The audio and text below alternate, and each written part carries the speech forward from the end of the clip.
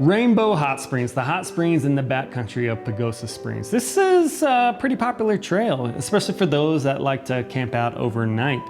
Now, I went in mid-August on a Wednesday and I saw probably about 20 people overall. Most people camping out overnight, like I said, but there were a few that were doing it as an out and back in the same day. Now, this trailhead is easy to get to, only a few miles down a dirt road. You do not need four-wheel drive, just be careful during any rainstorms because the road can get a little bit muddy. Now, you start off the trail going up a private dirt road that leads to a few cabins and a large ranch. At the large ranch, there's a trail easement that you can follow that leads about 1.5 miles into the Wimminooch Wilderness. At this point, you'll see a lot of burned trees, a lot of down trees, trees that have been infected by beetle bug. Back in 2013, there was a large fire back there that burned almost 100,000 acres.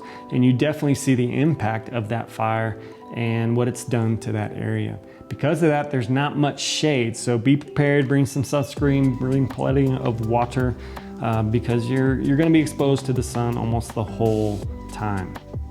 About 5 miles in is the hot springs, and there's about 8 designated campsites back there for those that want to camp.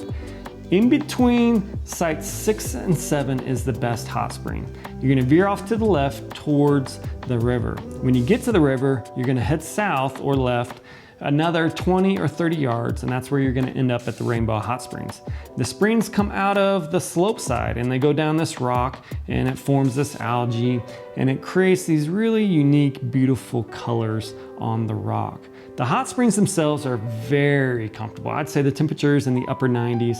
And the floor is mostly muddy, or I call it a fine mulch. And these fine mulch particles, as soon as you step in the hot spring, they kind of float around in the water. They're gonna get in your swimsuit, so be sure you have a plan to get in the river afterwards and kind of wash all that out.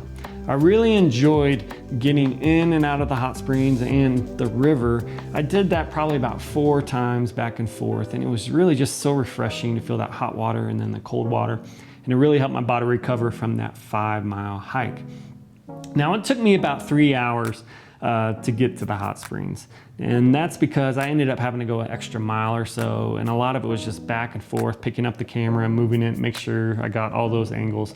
But on the way back, since it was mostly downhill and I didn't have to film anymore, it took me probably about 90 minutes. Overall, it's 10 total miles out and back. There's an elevation gain of about 1,600 feet throughout that. On the way back, it's mostly downhill. There's a few uphill sections, but it's a really easy hike for those that have no problem hiking 10 miles. And I highly recommend you take your time at the hot springs and really enjoy the pristine nature that it has to offer. Hey, thanks for watching. If you're looking to move to this magical town and need to buy or sell a home, I'd love to help guide you. And if you're a local business that would like to collaborate to make cool content, contact me. Cheers, Pagosa.